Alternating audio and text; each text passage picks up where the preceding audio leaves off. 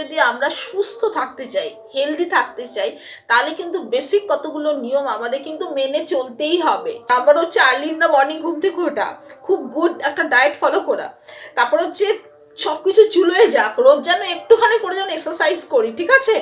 আচ্ছা, নিজের হবি, সে তো আপনার বয়স যত হোক না কেন, 50 হোক, 60 হোক, 70 হোক, কিছু একটা হবি আপনি কিন্তু ধরে রাখুন যেটা আপনার ভালো লাগে। একা একা করুন, কাউকে দরকার নেই, একা একা নাচুন, নাচ করুন, গান করুন, আপনি সে ভজন করুন, ঈশ্বরকে ডাকুন, সামথিং আপনার জন্য একটা টাইম একটা নির্দিষ্ট আলাদা করে রাখুন। হ্যাঁ, নিজের একটা কিছু একটা হ্যাবিট যেটা আপনার ভালো লাগে, গান বাজনা অনেক কিছু আছে, হ্যাঁ করুন।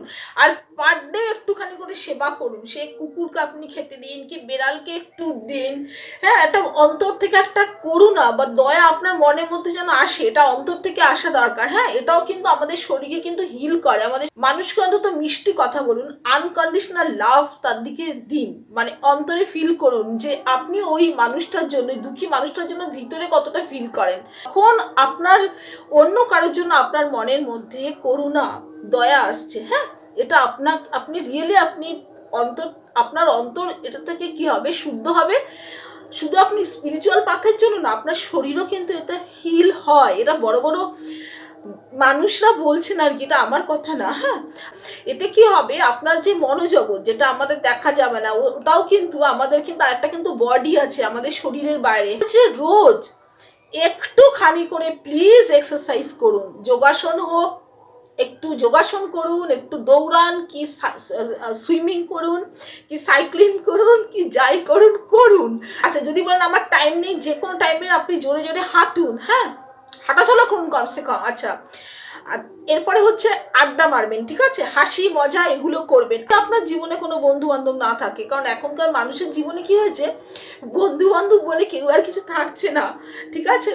তো আপনি ভগবানের সঙ্গে কথা বলেও, ভগবানই তো আমাদের বন্ধু না, মারা গিয়ে তো সেই ঈশ্বরের কাছেই যেতে হবে। তো সেটা যদি আমরা একটু আগে থেকে যদি করে নিই, সে আপনি যে ধর্মেরই হোক না কেন, অন্তরের কথা যদি কাউকে না বলতে পারেন, তার সঙ্গে দিন আপন করে। এবার হচ্ছে গুড ডায়েট ফলো করুন। ভাজা পোড়া তেল বেশি খাবেন না, একটু সেদ্ধ সেদ্ধ খান। এই শীতকালে এসে কমলা লেবু খান, আমলকি খান। আচ্ছা, শাকসবজি প্রচুর পরিমাণে খান, শাকসবজি বেশি তেল মেল দিয়ে রান্না করবেন না, একবার সিম্পল সেদ্ধ খান। বিট গাজর এটা বেশি করে খান। তারপরে শীতের পালং শাক, মূলো শাক বা বিভিন্ন ধরনের শাকসবজি, গ্রিন ভেজিটেবলস বেশি করে খাবেন। আচ্ছা, এরপরে হচ্ছে সপ্তাহে একদিন যদি পারেন ফাস্টিং রাখুন, উপোস যদি কিছু না খেয়ে থাকতে পারেন, জল আচ্ছা, উপোসটাকে বলিনি, জল খাবেন, নাহলে ডাবের জল বা ফলমূল খেয়ে আপনি উপোস করুন না, কোনো প্রবলেম নেই। কিন্তু ওই দিনকে মানে রান্না করা খাবার না খেতে পারলে ভালো। যদি গুড কোয়ালিটির সাবু পান, সাবু ভিজিয়ে তার মধ্যে কলা টলা দিয়েও আপনি খেতে পারেন আর কি, মানে রান্না করা খাবারটা আমি অ্যাভয়েড করতে বলছি, ঠিক আছে।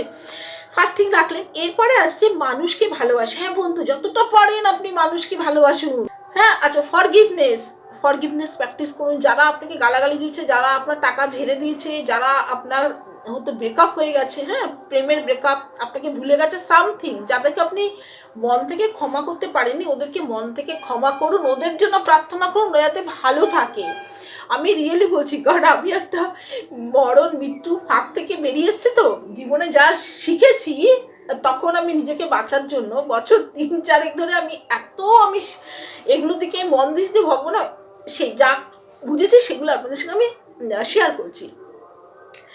কেউ যদি আপনার সঙ্গে ইমিডিয়েট এমন কোনো আচরণ করে যে আপনার মাথা গরম হয়ে যায়, একটু চুপ করে থাকুন, কোনো অ্যান্সার করবেন না, তারপরে তাকে ফরগিভ করে দিন অন্তর থেকে। হ্যাঁ, সকলের জন্য প্রার্থনা করুন, শুধু নিজের ছেলে মেয়ে, আমার হাজবেন্ড, আমার ওয়াইফ, আমার ছেলে মেয়ে না, সবার জন্য প্রার্থনা করুন যে সবাই যাতে ভালো থাকে।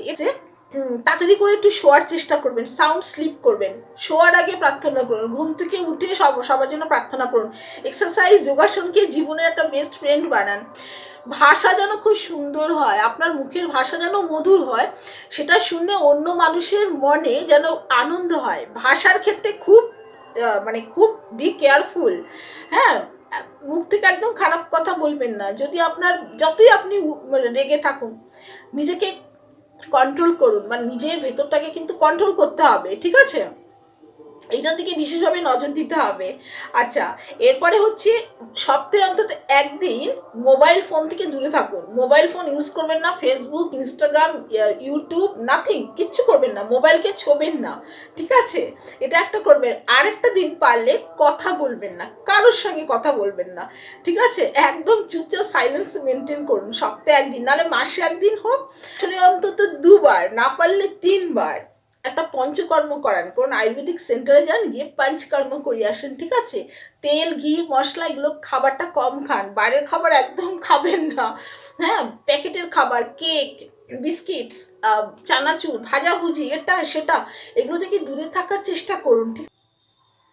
ফলমূল খাবেন, হয়তো কোথাও বেড়াতে গেছেন, সঙ্গে করে একটুখানি আপনি ফলমূল নিয়ে যান, সেগুলো কলা নিয়ে গেলেন, কলা ছাড়ালেন, খেলেন, কত সুন্দর। তো আমি যেভাবে আমি আমার জীবনকে মানে মৃত্যু মুখ থেকে যেহেতু আমি বেঁচে এসেছি, আমি আমার জীবনের যে শিক্ষা আপনাদের সঙ্গে সেটা আমি শেয়ার করলাম।